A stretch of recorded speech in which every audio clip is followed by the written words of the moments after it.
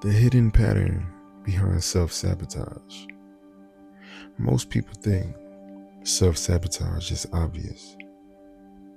They imagine it looks like quitting, giving up, losing discipline.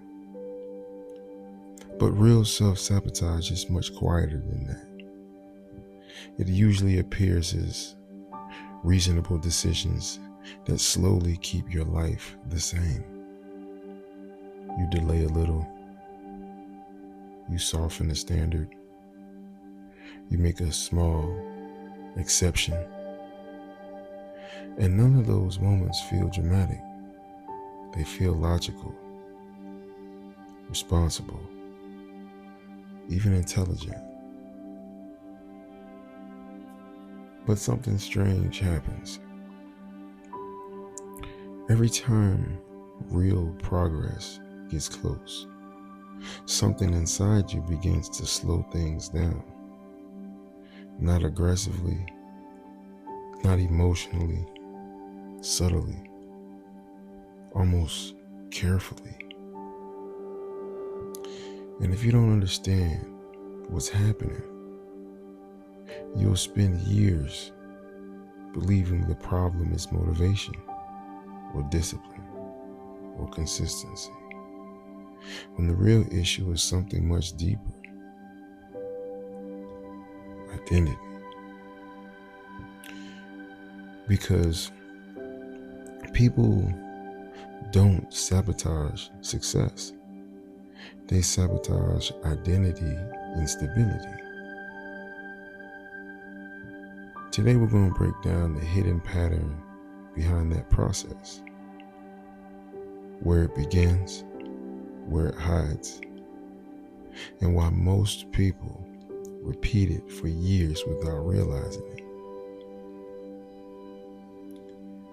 The invisible pattern. In the early stages of change, self-sabotage almost never appears. The beginning usually feels powerful. You're focused, you're motivated, you're disciplined, your actions feel clear, and progress begins quickly.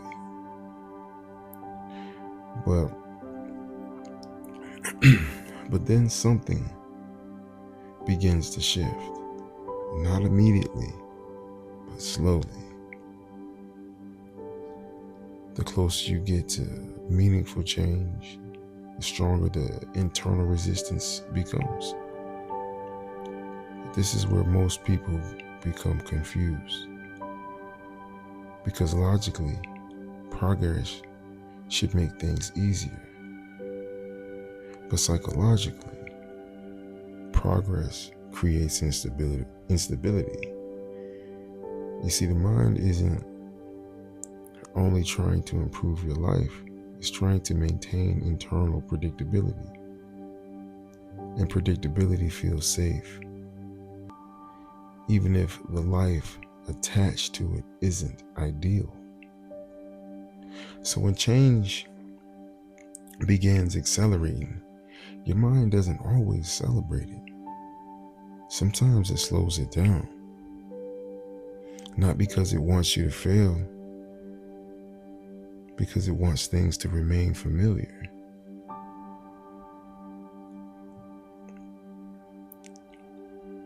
I'm going to speak on someone starts building a business. In the beginning, they work intensely. Ideas are flowing, energy is high, momentum builds, clients increase, income begins rising. But then something begins happening. Small things. Focus starts slipping. Procrastination appears.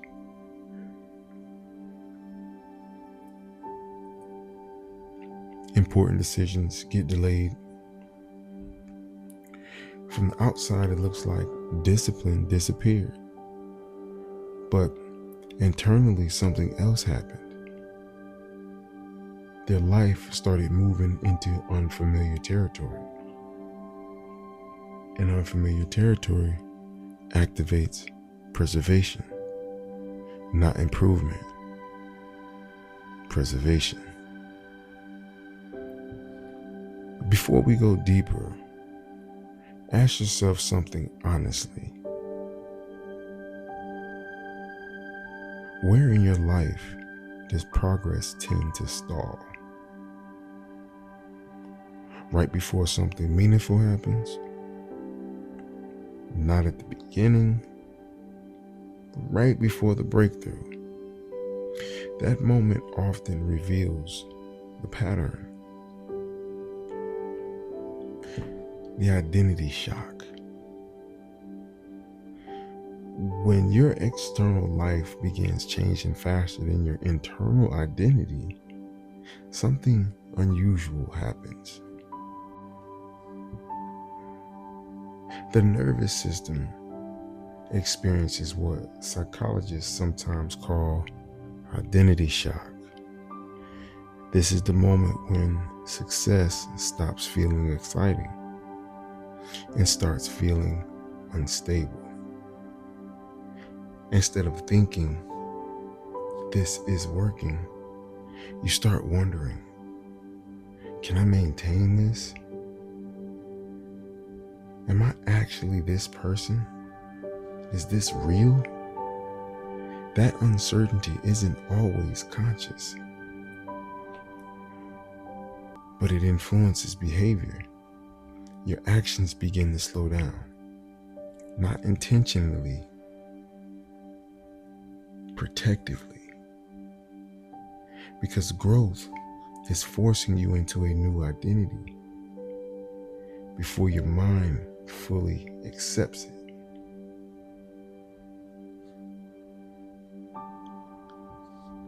Someone begins earning significantly more money than they ever have before.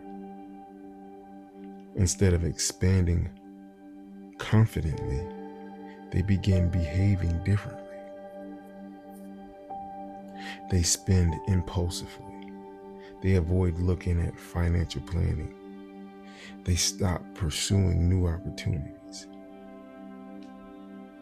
From the outside, it looks irresponsible, but psychologically, it's something else. Their internal identity hasn't caught up yet. So their mind tries to restore familiarity, even if that familiarity reduces success. Ask yourself something directly. What level of success still feels slightly unnatural to you? Income, leadership, visibility, consistency. Wherever something feels unnatural, that's where identity expansion is still happening. It's the negotiation phase. This is where most self-sabotage actually occurs. Not through quitting, through negotiation. You don't just abandon your goals. You begin adjusting them. You tell yourself, I'll start again Monday. Just need a break today. I'll adjust the plan slightly. Individually, those decisions, they feel harmless, but collectively they weaken structure. And structure is what holds identity in place. Once structure becomes flexible, progress becomes fragile.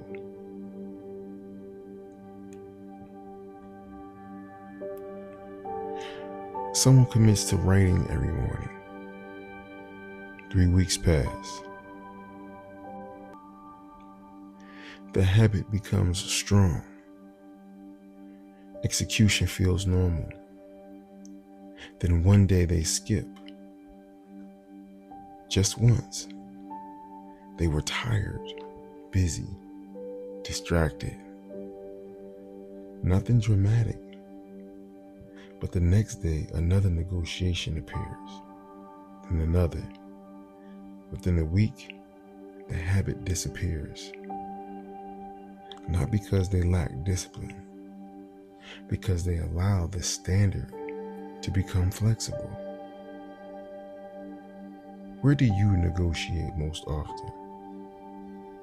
Execution, consistency, standards. Negotiation feels harmless in the moment, but over time it becomes the mechanism of sabotage. The emotional flatline. Another dangerous stage appears later in the growth process. The emotional intensity fades. In the beginning, change feels exciting. Everything feels powerful. New routines, new habits, new direction. But eventually something changes. Execution becomes normal, quiet, repetitive. Nothing drastic, nothing dramatic is happening anymore. And many people misinterpret that calm phase as stagnation. So they disrupt their own progress, searching for incitement. We have another study. Someone else begins training constantly, consistently. For the first few months, the experience feels powerful. Progress is visible. Energy is high. Motivation is strong, but eventually the excitement fades. Training becomes routine, normal, predictable. Instead of recognizing stability, they switch programs, straight change routines, restart the cycle. They sabotage consistency in search of intensity. When discipline becomes calm, do you maintain it, or do you start searching for something new? The identity correction. The solution of self-sabotage isn't motivation. It isn't force. And it isn't emotional intensity. The real solution is identity alignment. Instead of asking, do I feel like executing today? You ask something else. Is this who I've decided to be? That question removes negotiation. Execution becomes normal, not heroic, not dramatic, just standard. And once behavior becomes standard, self-sabotage loses its leverage, because the identity behind the behavior is stabilized. Most people spend years trying to fix motivation, trying to increase willpower, trying to feel inspired more often. But motivation was never the real problem. The real issue was identity instability. When identity stabilizes, behavior follows. You don't rise to your intentions. you default to your identity.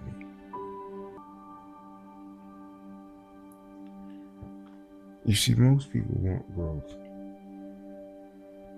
Most people do want growth. Few are willing to protect the standards that produce it. If this exposed something in you, good. Because awareness without adjustment is entertainment. Adjustment is identity. Don't announce change, enforce it.